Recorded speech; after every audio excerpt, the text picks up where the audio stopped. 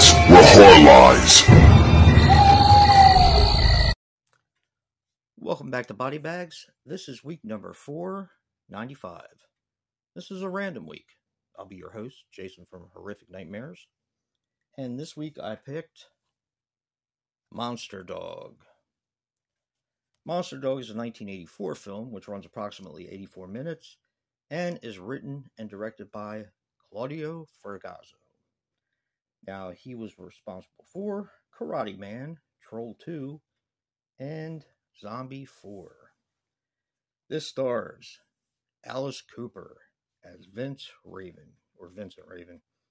He was in Detroit Rock City, Bigfoot, and Dark Shadows. Victoria Vera as Sandra. She was in A Man of Passion, Course Completed, and Under Siege.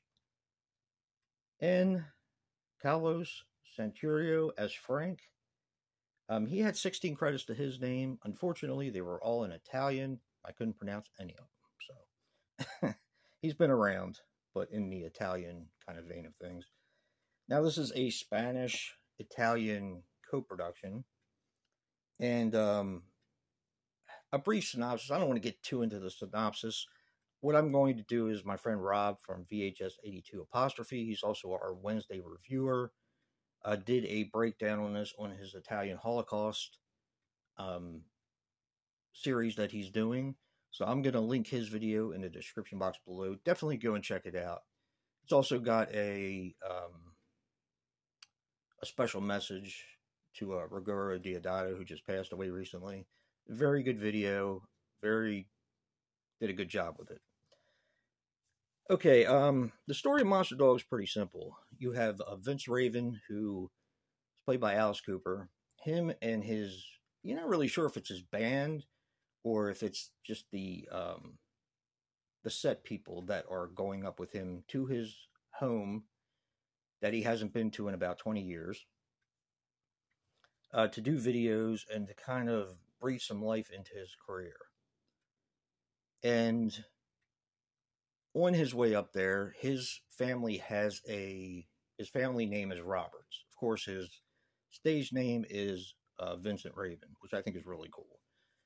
But his family name is Roberts, and they have a link to a very dark past. I'm not going to say what that is, but you're going to have to watch it and find out for yourself.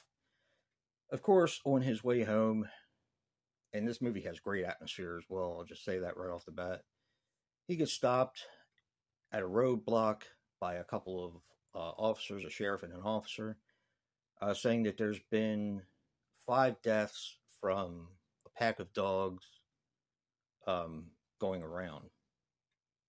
And that is kind of goes with the tie of what Vince Roberts' family has been a part of all these years. So he gets to his home, they start filming a music video, and some of this movie is done like a music video, which I think is really cool and very appropriate for the time. You got to understand this is 1984, and this is when Alice Cooper actually was making a pretty big comeback. I think it's 2 years later he'll be doing the soundtrack for Jason Lives, Friday the 13th Part 6, with Teenage Frankenstein, and He's Back, The Man Behind the Mask, and a few others. So this is kind of his comeback, and when he gets to the house, all hell breaks loose. Not only from the townspeople who know of his family history, but also from the history of his family. So, yeah, I'm going to leave it there. I don't want to spoil anything. This movie is a lot of fun. First of all, I'm going to say that there are some Italian films that you can get by and watch, even if you're not an Italian horror fan. City of the Living Dead, The Beyond in some cases. It's got some wacky stuff in it. House by the Cemetery, as long as you can put up with Bob's accent. Some of the gialli you can get by. But one of the things I wanted to focus on, and Rob actually said it very well in his review, that Eli Roth is an Italian horror fan. Of course, we knew this because he made The Green Inferno, which was a love letter to Ruggero Deodato's Cannibal Holocaust. He said that Italians focus on storytelling where Americans cater to the masses. And I think that's kind of important to be a Italian horror fan. You kind of have to take everything that comes with it. You pretty much get everything in the kitchen sink. And they're a lot of fun. Sometimes they're cheesy. Sometimes they're not great, but I don't know. There's a certain charm to a lot of their films that I think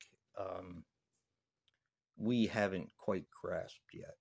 But anyway, definitely check this one out. This is a really, really fun film.